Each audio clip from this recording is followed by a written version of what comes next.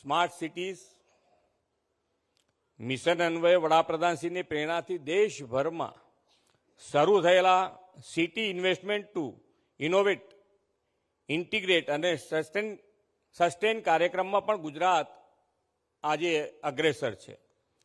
Data આધારિત planning અને capacity બિલ્ડિંગથી climate ગવર્નન્સને વધુ મજબૂત કરવા પણ 40 કરોડ રૂપિયાની ગ્રાન્ટ આપણને મળી છે.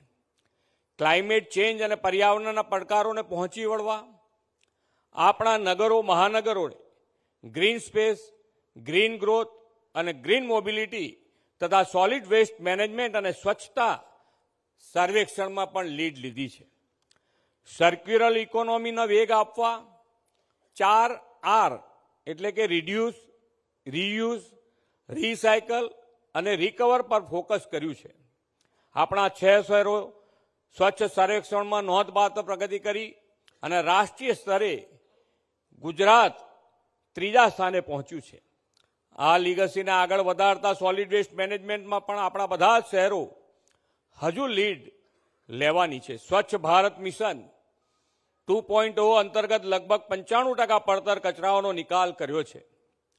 શહેરી વિસ્તારોમાં વોર્ડ દીઠ કચરાનું સેગ્રીગેશન કરીને 100% સેગ્રીગેશન સુનિશ્ચિત કરવાનું છે.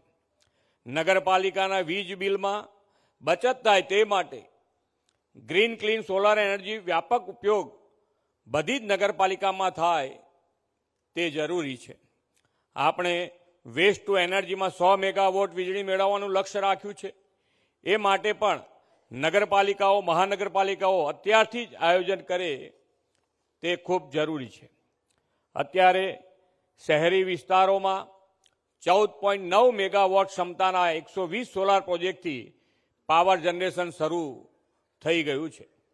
ક્લીન અને સસ્ટેનેબલ અર્બન મોબિલિટીને પ્રોત્સાહન આપવા માટે 3 થી 40 લાખની વસ્તી ધરાવતા શહેરોને PM બસ સેવા યોજના હેઠળ આવરી લીધી છે.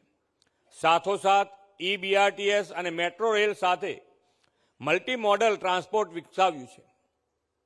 આનાથી શહેરી પ્રદૂષણ ઘટાડીને ગ્રીન અર્બન મોબિલિટીમાં સુગમતા અને સલામત તથા વિશ્વસનીય ટ્રાન્સપોર્ટ સુવિધા મળતી થઈ છે.